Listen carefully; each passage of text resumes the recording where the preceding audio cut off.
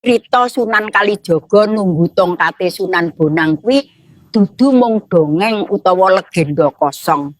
Iku pitutur urip, simbol laku batin, lan paugeran kanggo wong sing ngaku nglakoni dalan kasampurnan.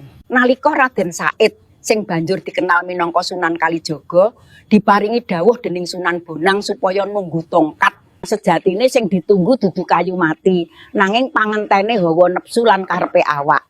Nunggu tongkat iku tegese nunggu dawuh Gusti liwat guru sejati, nunggu wektu sing pas, lan nunggu nganti ati resik saka pamrih.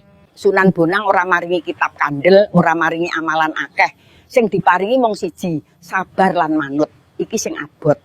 Akeh wong kuat poso, kuat dzikir, kuat laku, kuat tirakat, nanging ora kuat nunggu lan tunduk.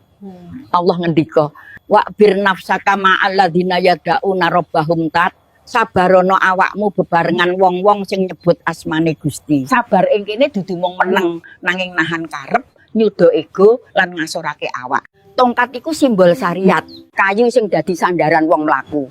Tanpa tongkat wong pincang gampang tiba.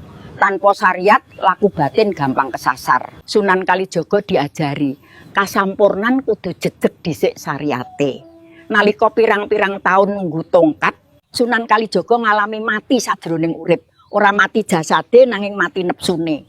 Ora mati badane nanging mati karepe. Iki sing diarani para sufi al-mautu qabla al-maut, mati sadurunge mati. Akeh wong kepengin cepet dadi wong pinter, cepet duwe karomah, cepet diakoni. Nanging Sunan Kalijaga malah dipundhut dalan sing alon, sepi lan ora dipuji sapa-sapa. Iki tandha wong sing tenanan golek Gusti, dudu golek asmane dhewe.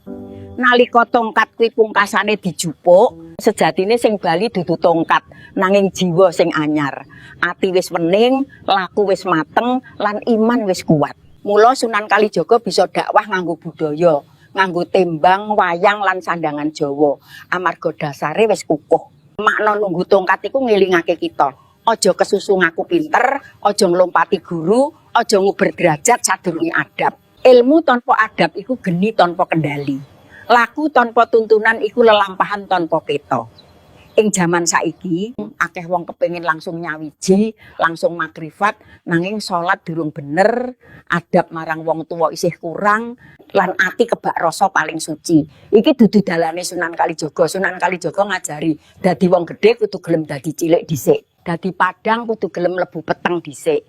Dadi guru kudu gelem dadi murid sejati. Mula ngger putu-putuku kabeh, yen uripmu saiki kaya nunggu tongkat, ngenteni dalan buka, ngenteni doa dikabul, ngenteni kahanan owah, aja sambat. Iso dadi Gusti lagi ngematangake atimu. Sing ditunggu dudu tongkat njaba, nanging tongkat iman ing jero dada. Allahumma alimna ma yanfa'una wanfa'na bima 'allamtana waj'alna min ibadikas sabirin. Mugi kita diparingi sabar, adab lan pituduh supaya ora kesasar ing dalan agama lan budaya. Amin ya rabbal alamin.